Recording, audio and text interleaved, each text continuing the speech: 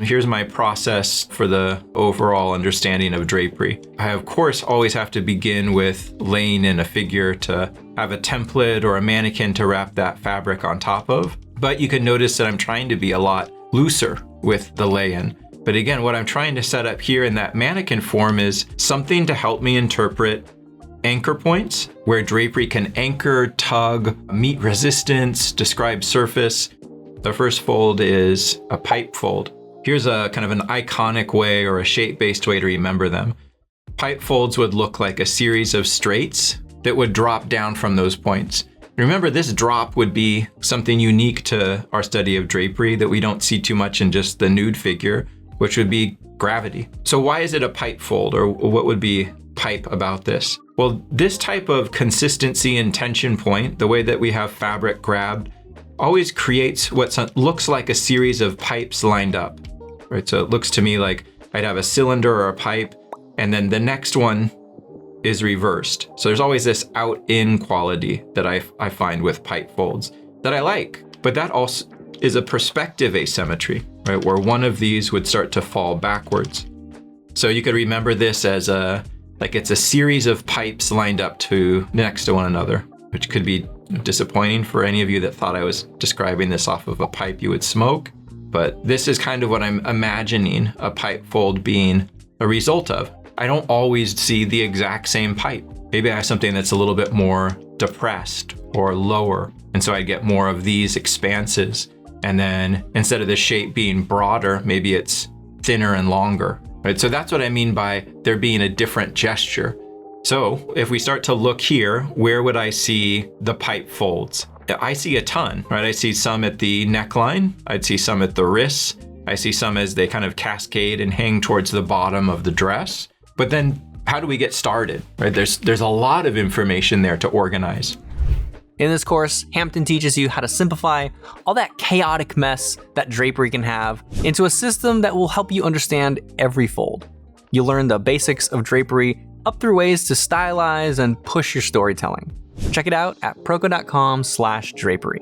Anytime we see fabric ending, it always ends in the perspective of the form under. Or if I look at this hand and wrist, the fabric goes with the perspective of the wrist. So I'm not saying that, this is the pipe fold per se, but sometimes it's a nice way to get me started. I start to anchor some of my understanding or easier places to look for getting that perspective started or set up. You do the same thing here for the neckline. The gown begins around the shoulder. So here it's coming across this form. Now it's moving with the surface of that rib cage under. And then if I were to imagine it going behind the hair, it's wrapping behind the shoulder and back. So that's just one big wrapping rhythm, or one big surface contour or perspective line. And in the context of this figure, that's the real benefit of my mannequin. Like, I don't, in other words, want to start my interpretation of that by looking at every little facet of pinch right down across that area. The other thing I like to do when I begin looking for fold and their different pattern is I try to keep a rule of 3. So I'll describe each area in like 3 marks. And it's not like that you don't have to do this, but it's my way of exercising self-discipline. So if I want to start to look though for pipes, around this area, I can see that there is, because of maybe that band, which looks more elastic to hold the garment across the body, I would see that there's a consistent display of tension points under that, right? So there'd be this kind of thickness to that area, and then that grips fabric in a way that's very consistent. And this is a pretty small area of concern to look at, right? That we have these tiny pipe folds, across that area. But you can start to see them pretty well represented, that each, right? If I just start to kind of pick out 3, so what I'm doing is kind of looking in this area where I see this, that. One thing that I do when I'm starting to design these areas is I look for asymmetry. I know I'm adding a lot here, but sometimes these concerns can be really useful when you're starting to find yourself confronted with a lot of information. I look for a long, a medium, and a short. I like building in those qualities of repetition, asymmetry, just to kind of keep the eye moving and interested. Think about the difference. The difference would be like if I kind of went on autopilot and just started drawing, and you get the same all the way across, it starts to feel monotonous and a little unbelievable, a little kind of static. So my rule of 3, or the rule of editing down your drapery to some things that allow you to, again, get the ball rolling, get engaged with the drawing, is to find important areas where you could storytell about the form under, and then see if you can design that a bit to find some asymmetry. So here maybe I do a small, medium, large, and then I'm just going to do it in a few areas. But these lines, which are pipes, I'm trying to think about the way they move with the torso. You can leave out the breast for now, but you can see that those forms also cause for the fabric to change, right? That the pipes here are going around and then down. They're describing that surface that's underneath. Same here where we're working more with the kind of the sternum or the flatter section of the middle of the chest. They're more straight. So each one of these pipes or areas of fold are their own form, their own action, gesture against the body, but their entire reason for being there is to expose and design what the body is doing beneath. That's why I'm going to be choosing some kind of edited lines, and then after I have a few, then I'm going to move on, right, to start out. Am I going to go up into the smaller pipes up here? Only if I can keep it to 3, right, and then kind of work my way around or across, and then think about spacing. So another thing for beginning your designs and thinking about small areas like this, like I did think about the design of the discussion of pipes being consistent. To not do it this way is because I don't like that repetitive, constant, static organization of line. You could think of spacing between areas of interest in the same way. Like I'm not going to space areas of interest in folds in a regular way. I'll usually try to look for a group, a smaller group, and then maybe like a very light indication. So we get the same asymmetry of description. So if you find, like me, you're starting to kind of dig in and getting an appreciation for pipe folds, but you feel like you're losing the forest for the trees, the details becoming too prominent, you could take a step back down here and do a whole kind of map, right? Take a look at what is the 2D of the whole, right? So I have this really beautiful shape, kind of a variation on a triangle. And then sometimes I'll even game plan my folds and my description from something like this. Like I see a very beautiful organization of pipes at the bottom. So here's a pipe, right? All of these I would think of as pipe folds. So how would we get that? Why would we have pipe folds there? Well, it's a little tough to see, but look beneath the hand. There's another band that is right underneath the kind of the line of the sternum or the chest that's grabbing drapery in the same way that we would see that neckline. So it's creating that consistency of pipe folds in that area. Now this would be, if you're doing more value or painting, you could even think of this like a drapery thumbnail. You can do that here. Here's my band, and then the big pipe folds, right? They can't leave the shape. So I've kept that larger 2D overall as a nice way of simplifying my silhouette. But inside I see these pipes. So there's this long and a cascading line down to here, right? So my organization of these is important to me, right? Like the spacing especially. Here there's, this is gonna be a small section. So let's think about that. Small, medium spacing in here, and then maybe that's a little bit larger, but those are my 3. And then I move on. When we have all of our folds at the disposal to discuss, what I'll talk more about doing is I try to compose the eye through a series of movements and rhythms that kind of, like we discussed gesture in prior classes as something that motivates and composes visual direction. I try to do the same thing with the folds. The viewer can have an experience of the total. Like maybe these drop the eye, and then what we'll later talk about as diaper folds act as compositional prompts to move up and into the hand. Hand is an area of psychological interest. And then all these diapers might move us back into this hand, right? And then the folds here might move us up and into the head, right? So this is a way to think about imposing order on top of something that's highly chaotic with a ton of detail so that you can begin to edit, to take what's most important and celebrate it, and then give your viewer a clear statement. With that in mind, let's come back. I'm gonna kind of draw through the arm or the hand for now. So here's where I think that next connection area is for the pipe. So I'm kind of referencing back to that curve. This curve goes across the torso. So there's that wrapping rhythm, or that's where the fabric is being cinched. That's an area of tension there. And then from here, what happens? Well, some of it is hard to see because that larger sleeve's in the way, but this drops, kind of goes with the outside of the hip. So that's what I'm imagining would be happening.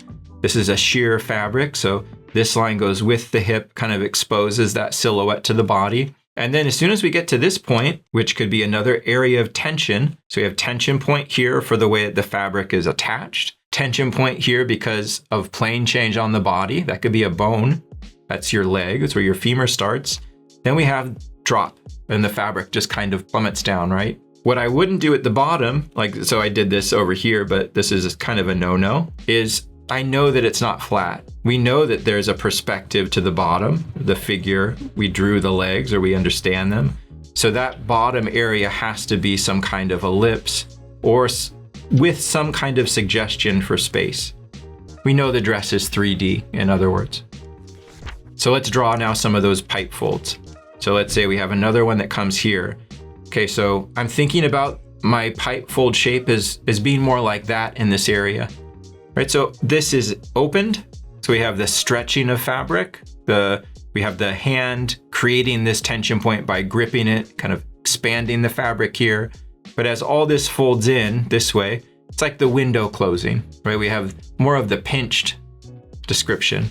As my lines come down, each one is going to describe the body under. So now I'm thinking about a smaller version of that pipe. And then as I move a little bit forward, I'm going to go to a bigger version. But notice in this one, I think I can pick up a bit of curvature that is descriptive of the leg underneath. So this to me is going across the leg. So I'm going to bend that. I'm going to start to push on that fold. So it's no longer just going to be straight.